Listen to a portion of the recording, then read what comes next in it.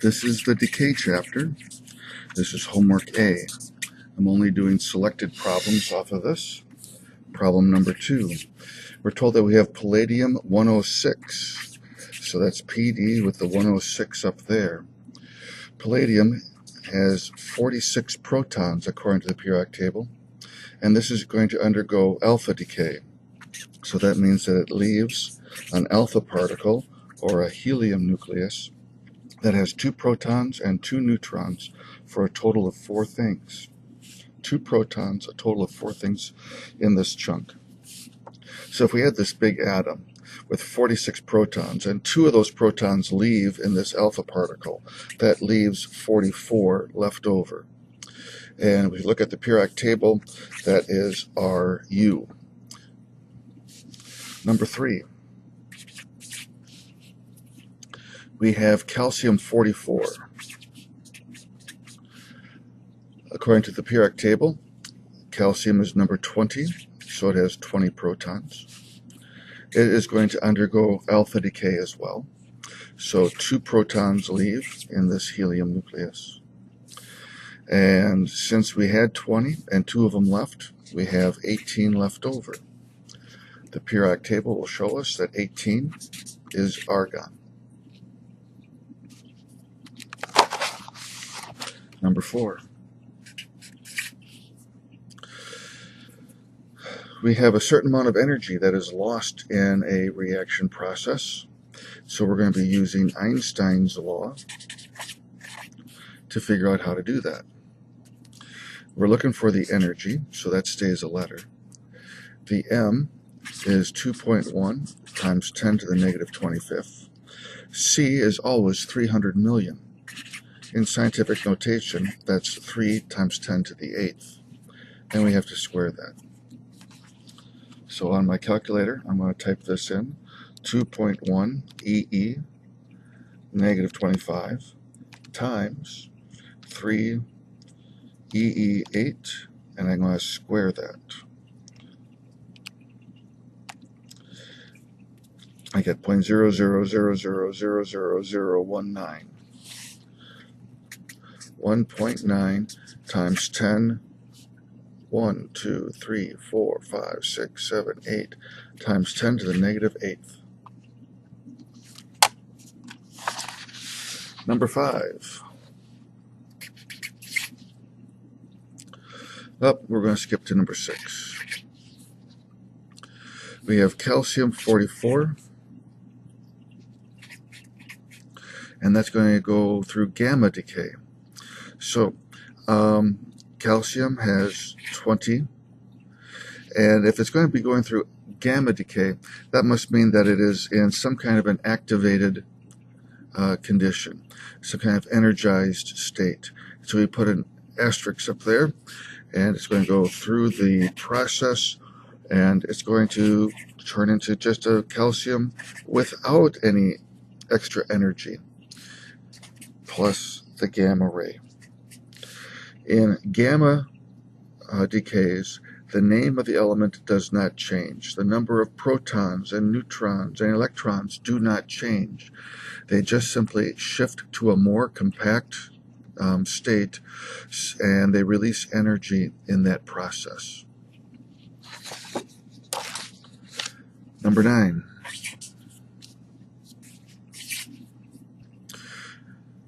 Palladium 106.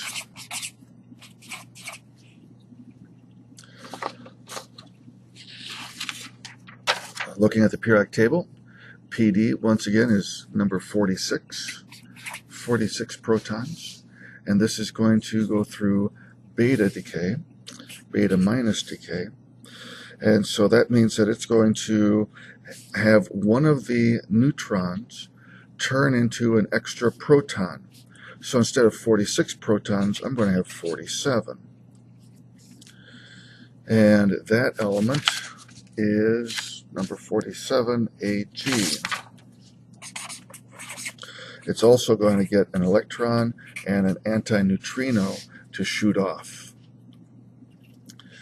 The total number of things in the atom are going to stay the same at 106.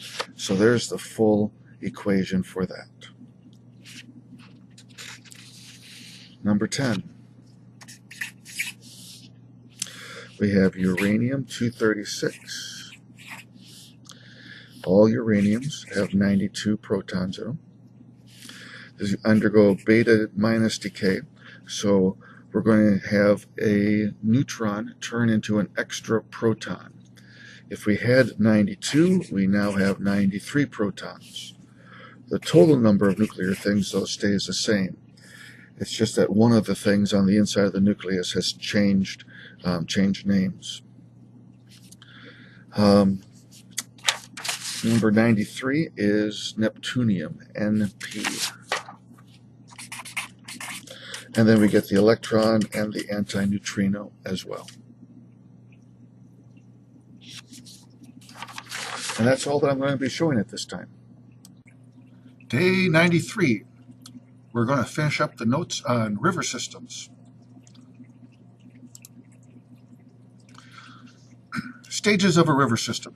As the river erodes and deposits, it changes the topography of the land around it. Remember that the word topography means the rising and falling of the different elevations, where the hills are, where the valleys are, that kind of stuff. So rivers change the levels of the land around it. Development of a river is divided into two stages, something called youthful and mature. A youthful river has a distinctive look to it. The energy of a youthful river is used to erode the bed of the river's channel, giving it a channel shaped like this. Rather steep sides, generally, and a sharp bottom, rather narrow, as it's cutting down into the ground, eroding it more and more. Typically, the characteristics of a youthful river include no floodplain, no meanders, it's relatively straight, and no oxbow lakes. Remember that oxbow lakes are made by meanders growing together. And so if you don't have meanders, you're not going to have oxbow lakes either. Relatively straight channel, waterfalls or rapids, few tributaries, and a steep gradient.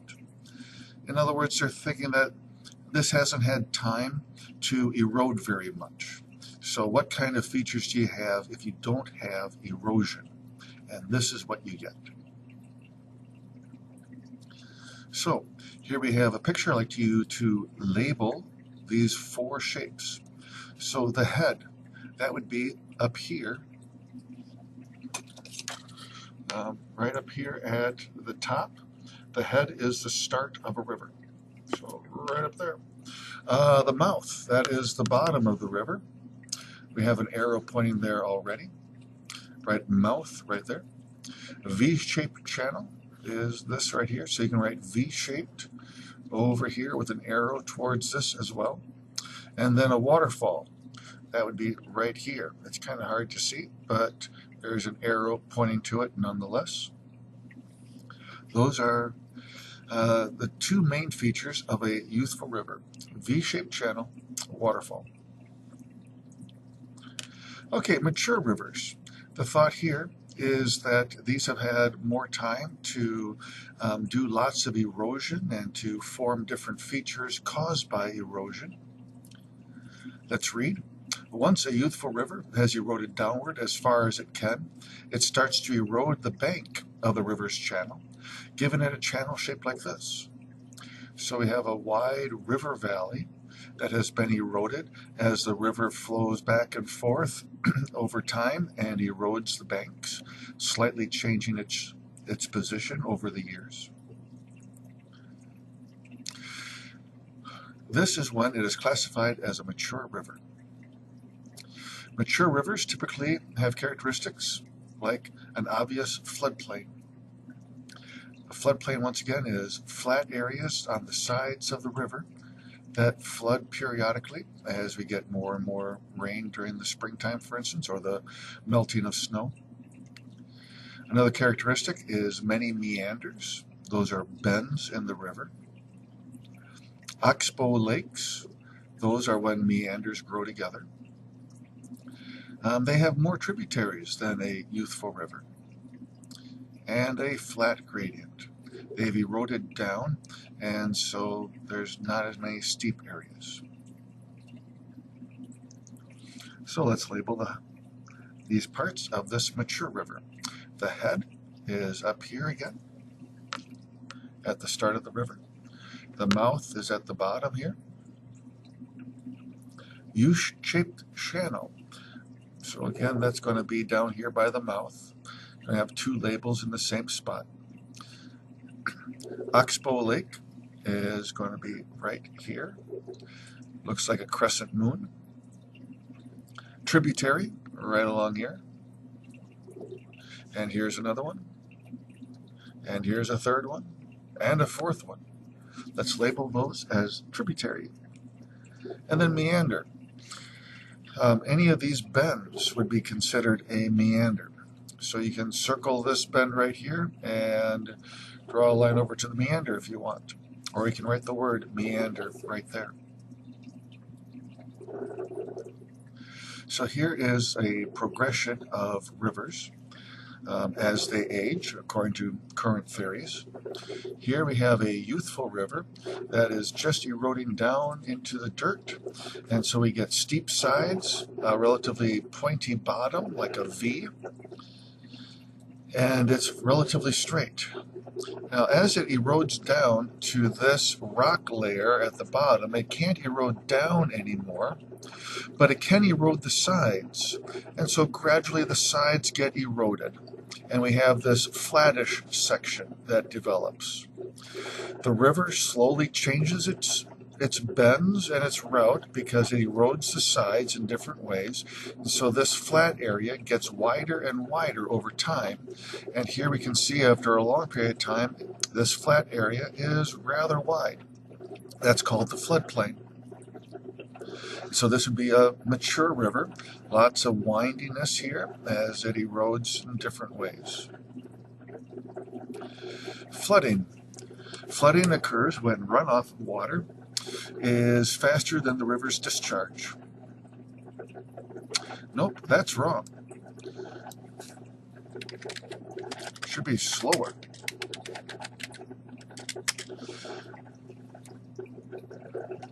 Causes of flooding: heavy rains and thaws, blockage of the river's channel, removal of natural ground cover such as soil, plants, and large trees. So heavy rains and thaws will cause lots of water to develop, and it can't get all down the river at the same time, and so it floods over the sides. Blockage of the river's channel is like when debris, like trees and bushes and all that kind of stuff, or more commonly, big hunks of ice. Big hunks of ice can block up a river like a dam and cause the water to back up and to flood. Removal of natural ground cover such as soil, plants, and large trees. What that does is it prevents the water from soaking into the ground as fast. And so the water rushes over the ground down to the river, makes the river higher, and then it floods. Ground cover helps to slow the runoff so it doesn't get to the river as fast. Flooding: when a stream overflows its banks, the coarse sediments on the load pile up along the bank, forming natural levees.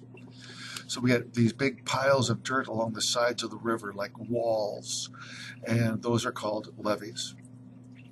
Fine sediments cover the floodplain, creating fertile soil. So that's one reason why most of the food of Egypt is grown in the area of the Nile, not far from the Nile at all. It's not just the water that's a benefit there, but they also have more fertile soil there, and farther away from the river, the soil is much more sandy and parched. As the water flows back to the river, new tributaries form. Here's Mississippi River. Back in '93, it had very bad problems with some flooding. Fox Lake has had flooding as well on more than a couple occasions.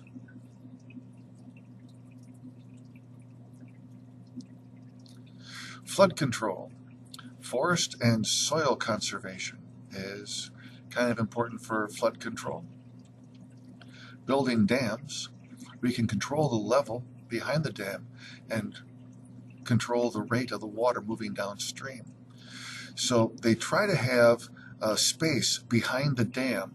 They don't want the dam completely filled all the time. They want the water to be down a little bit with the dam being higher. That way, if you get lots and lots of rain at some time that would cause flooding downstream, you close up the dam and you hold the water back. The water over here will rise up higher and higher on the dam, but hopefully it will stop rising before when the rain stops coming down. And then slowly over the coming days and weeks, they can release all that water, little bits at a time, to the lower parts. Artificial levees are another way of controlling flooding.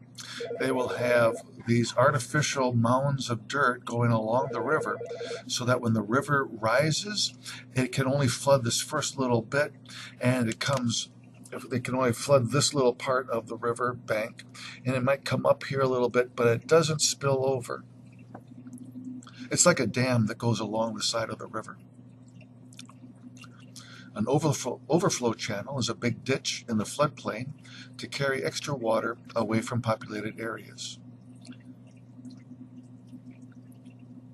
So it's like a man-made river that would carry flood water to another place that won't cause so much damage. And that's the end of today's notes.